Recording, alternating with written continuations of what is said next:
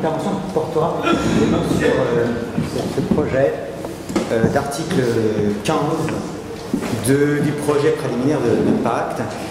Et je voudrais m'interroger sur le point de savoir si cet article 15 constitue une nouveauté, constituerait une nouveauté pour le droit international et ce qu'il apporterait effectivement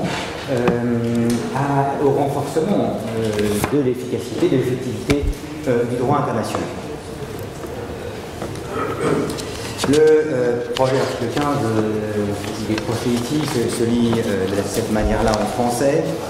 Les parties ont le devoir d'adopter des normes environnementales effectives et de garantir leur mise en œuvre et leur exécution effective et équitable. Vous remarquerez au passage que la version anglaise n'est pas exactement la même, puisqu'on parle de normes en français alors qu'on parle de laws en anglais. Mais j'y reviendrai. Pour l'essentiel, le texte est équivalent. Cet article est clairement une réponse à l'un des enjeux majeurs du droit de l'environnement qui a été rappelé dans le rapport du secrétaire général des Nations Unies, et Christina vient de le dire, et Jorge juste avant. Les règles du droit de l'environnement, et tout particulièrement les règles du droit international de l'environnement, les quelques 500 traités conclus en cette matière, sont largement inappliqués ou largement mal appliqués. Comme Yann Aguilar l'a rappelé hier, cet état de fait, il tient sans doute d'abord à la multiplication des normes, à la fragmentation du droit international de l'environnement, au fait que les États et les administrations nationales sont perdus devant un si grand nombre de règles du droit international de l'environnement, qui d'ailleurs sont rédigées en des termes qui peuvent ouvrir la porte à une application parce qu'avec des formules qui ne sont pas toujours très claires sur leur caractère obligatoire. L'autre raison qui a été évoquée par Michel Prieur hier est que les normes internes d'application du droit international sont souvent inadaptées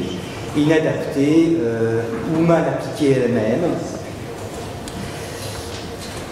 C'est une réalité, malheureusement, pour des raisons qui tiennent à un manque de volonté politique, pour des raisons qui peuvent tenir à une mauvaise coordination entre les administrations nationales, pour des motifs que les contrôles sont insuffisants ou que la surveillance du juge, l'accès au juge est insuffisant.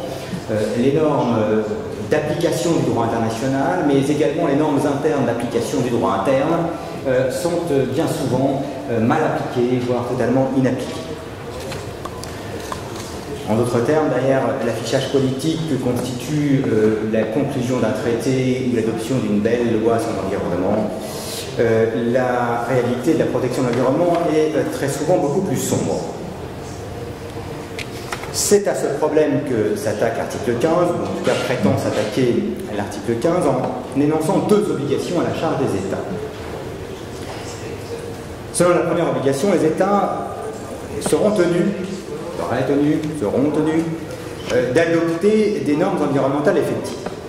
Cette obligation se divise en deux obligations plus particulières.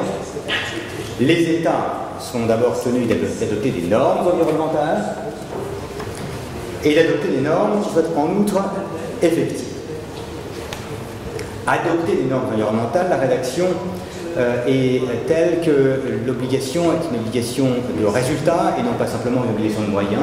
Les États n'ont pas seulement l'obligation de discuter de l'opportunité d'adopter des normes, de discuter du contenu éventuel de normes, mais d'adopter ces normes, donc de se doter d'une législation en matière environnementale.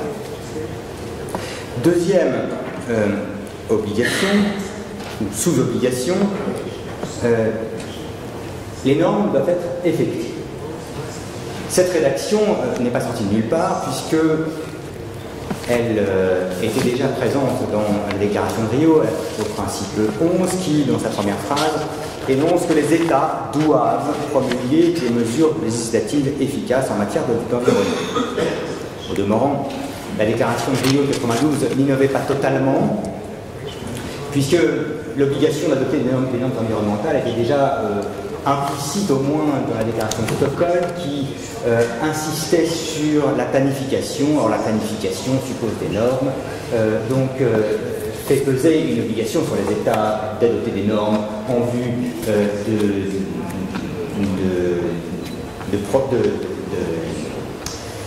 de poursuivre les objectifs qu'il se fixe lui-même. Le préambule de la charte de la nature, qui avait été adoptée par l'Assemblée générale des Nations Unies, le soulignait également, je la cite, je cite, l'Assemblée générale des Nations Unies s'était dit fermement convaincue de la nécessité de mesures appropriées au niveau national et international, individuel et collectif, privé et public, pour protéger la nature et promouvoir la coopération en ce domaine. Inspiré du principe 11 de la déclaration de Rio, l'article 15 est toutefois une version évoluée du principe 11. D'abord, et c'est plus évident en anglais, par l'utilisation du terme laws au lieu de l'expression environmental legislation. On peut se dire que ce n'est pas un changement de nature, mais en réalité c'est un changement d'optique, puisque en évoquant, en utilisant l'expression environmental legislation, les rédacteurs de la déclaration de Rio avaient davantage en perspective la complétude, le caractère complet de la législation plutôt que le caractère effectif de telle ou telle norme. La promotion n'était pas la promotion de chacune des normes, mais le fait que le droit de l'environnement ne soit pas construit au cas par cas par des instruments qui soient parcellaires, mais dans une optique globale de protection de l'environnement où tous les éléments d'environnement sont imbriqués les uns dans les autres. En outre, le principe 11 ne concernait que la législation nationale, alors que, du moins dans sa version française, le texte de l'article 15, qui utilise la notion de normes, est susceptible de couvrir tant les normes internes que les normes internationales, universelles comme régionales. Deuxième obligation, à côté de l'obligation pour les États d'adopter des normes environnementales effectives ou sous-obligation, deuxième obligation, l'article 15 vise à imposer aux États, je vais revenir sur la première slide. Ça marche,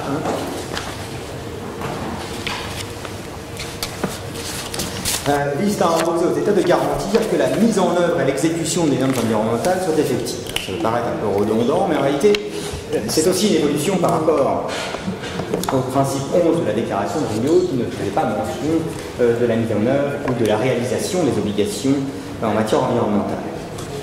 Cette rédaction n'est pas non plus totalement hors contexte, du moins dans le droit international, puisque cette évolution s'inscrit, à mon avis, dans la tendance actuelle du droit international, et tout particulièrement du droit international de l'environnement, à s'ingérer de plus en plus dans la manière dont les États mettent en œuvre leurs obligations internationales. Il y a un nombre significatif de traités qui énoncent une obligation pour les États d'adopter des mesures nationales qui soient effectives ou efficaces, et qui précisent un certain nombre de moyens qui doivent être obligatoirement utilisés par les États, dans lesquels les États peuvent piocher pour mettre en œuvre leurs obligations internationales. C'était déjà le cas de la CITES de 1973, mais c'est encore le cas, par exemple, de la Convention de Berne de 1979 sur la conservation de la vie sauvage, ou plus récemment du protocole de Carthagène de 2000 sur la prévention des risques biotechnologiques. Il y a donc une tendance dans les traités, mais il y a aussi une tendance dans la pratique juridictionnelle internationale, dans la jurisprudence internationale, qui est illustrée par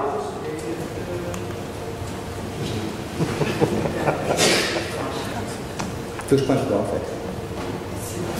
I'll take care of it, don't worry. Ça n'a pas marché. Peut-être manuellement, c'est bien. qui peut-être illustrer cette tendance juridictionnelle, jurisprudentielle, par l'avis consultatif qu'a rendu le tribunal international du droit de la mer à la demande de la sous-commission régionale des pêches. C'est bien ça? Ouais. Dans cet avis consultatif, le tribunal avait notamment à s'interroger sur les obligations qui résultent pour les États de leur obligation de faire en sorte que les navires battant leur pavillon respectent les règles de l'État côtier s'agissant de la pêche et de la protection de l'environnement. Le tribunal a considéré qu'il s'agit d'une obligation de due diligence, ça c'est important, et considérant qu'il s'agit d'une obligation de due diligence, il a précisé que, je le lis, quoique chaque État soit libre de déterminer conformément à son système juridique la nature des lois, règlements et mesures qu'il doit adopter, il a l'obligation d'y inclure des mécanismes de mise en œuvre afin d'assurer la surveillance et le respect de ces lois et règlements. Les sanctions applicables en cas d'activité de pêche doivent être suffisantes pour dissuader des violations et priver les auteurs des infractions des avantages qu'ils retirent de leurs activités de pêche. Le droit international, qui énonce des règles qui peuvent être assez générales, comme celle de l'obligation d'assurer une application effective, en réalité dissimule des obligations beaucoup plus précises, et notamment celle d'assurer une surveillance continue, celle de mettre en place des sanctions efficaces en cas de manquement aux obligations internationales. Et cette interprétation des obligations de due diligence a été notoirement reprise dans la sentence arbitrale rendue en juillet 2016 par le tribunal arbitral constitué dans l'affaire de la mer de Chine méridionale, South China Sea Arbitration, qui là a appliqué cette solution à diverses obligations de protection de l'environnement énoncées dans la Convention de Montego Bay sur le droit de la mer, et y compris à l'obligation générale de protéger l'environnement marin qui pèse sur les États. Donc là, l'article 15, dans sa rédaction, n'est pas une révolution. C'est un article qui s'inscrit pleinement dans le contexte actuel du droit international et du droit international de l'environnement en particulier.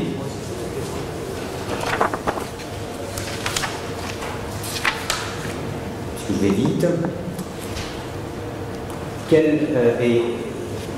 Donc il n'est pas, à mon sens, ce n'est pas un problème pour les États en soi qu'ils auraient à le consacrer dans un instrument de droit dur, puisqu'il existe déjà en partie au moins dans divers traités sectoriels et dans la jurisprudence internationale.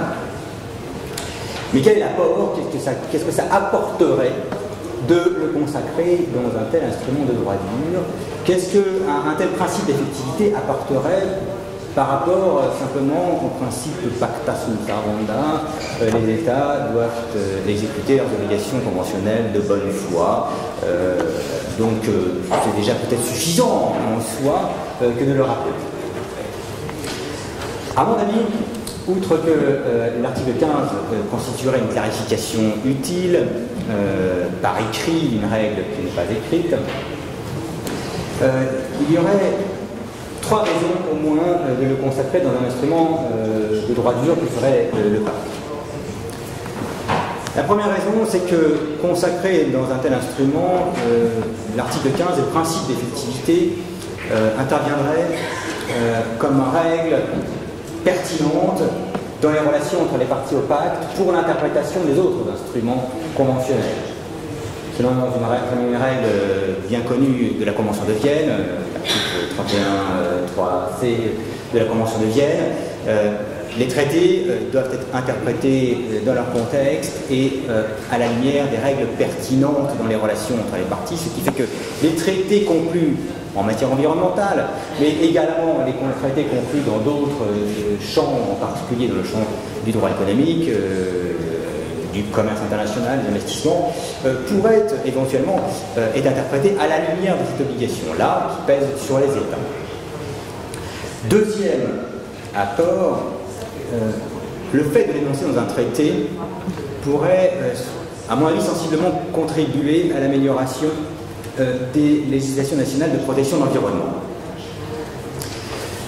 Non pas parce qu'il serait incantatoire et que ça convaincrait tout le monde, mais simplement parce que ça donnerait un moyen d'action aux individus, aux organisations non gouvernementales, qui le présenteraient à leur gouvernement et qui diraient, vous voyez, vous avez l'obligation internationale de prendre des mesures nationales, d'application du droit international, des mesures nationales qui soient efficaces, effectivement appliquées. Et ça donnerait peut-être des arguments devant le juge national qui se situerait dans la perspective ouverte par des jurisprudences récentes, et notamment par la jurisprudence décision des tribunaux hollandais dans l'affaire Urgenda, qui ont précisément condamné l'État hollandais pour ne pas avoir pris des mesures suffisamment efficaces pour parvenir à la réalisation de ses obligations internationales et en particulier la réalisation de son obligation de précaution. Ça donnerait plus de facilité pour les individus, pour les organisations non gouvernementales qui pourraient s'appuyer sur un texte écrit, mais surtout plus d'aisance au juge national qui est toujours un peu, en tout cas, si je me réfère à l'expérience du juge français, qui est souvent un peu frileux à appliquer la coutume internationale en ce que ce sont des positions contradictoires. L'un va dire mais si la pratique est absolument établie, ça ne fait pas de doute, c'est une règle coutumière, il y a une opinio iuris, et les autres vont dire mais non, pas du tout, il n'y a pas de pratique établie et il n'y a pas d'opinio iuris. Et devant cela, le juge national ne s'est pas tranché, il n'y a pas les moyens de mener une étude exhaustive de la pratique nationale, de la pratique des États, et en conséquence, il y a tendance à écarter la coutume pour trouver un autre moyen que la coutume pour trancher le différend. Ça aurait donc, à mon avis, mais on pourra en discuter, un impact au plan interne. Et enfin, troisième apport, qui n'est pas négligeable non plus, il se situe sur le plan de l'action publique internationale. L'affirmation d'une obligation comme celle-ci, pour les États de prendre des mesures effectives dans leur législation interne, dans leur droit interne, serait une incitation à l'adresse des États et surtout à l'adresse des organisations internationales pour qu'elles fournissent un appui aux États en développement en tout particulier pour qu'ils développent leurs droits internes, pour qu'ils développent leurs mécanismes internes. L'article 15 s'inscrit de ce point de vue dans les objectifs de développement durable adoptés par l'Assemblée générale des Nations unies, puisque l'objectif 16b invite les États à promouvoir et à appliquer des lois et politiques non discriminatoires pour le développement durable. Il s'inscrit aussi dans les missions principales de l'environnement, telles qu'elles ont été définies dans le programme Montevideo 4, et on espère que dans le cadre de la renégociation du programme Montevideo, ça sera conservé, lequel a attribué au CNUE la mission de promouvoir, d'aider les États en développement à développer leur législation, leur législation nationale en matière d'environnement. Donc tout ça, c'est l'article 15, en somme, je conclue, à mon avis, est un article utile, qui trouverait utilement sa place dans un instrument de droit libre qui, on l'espère, sera adopté et puis ensuite ratifié. Donc,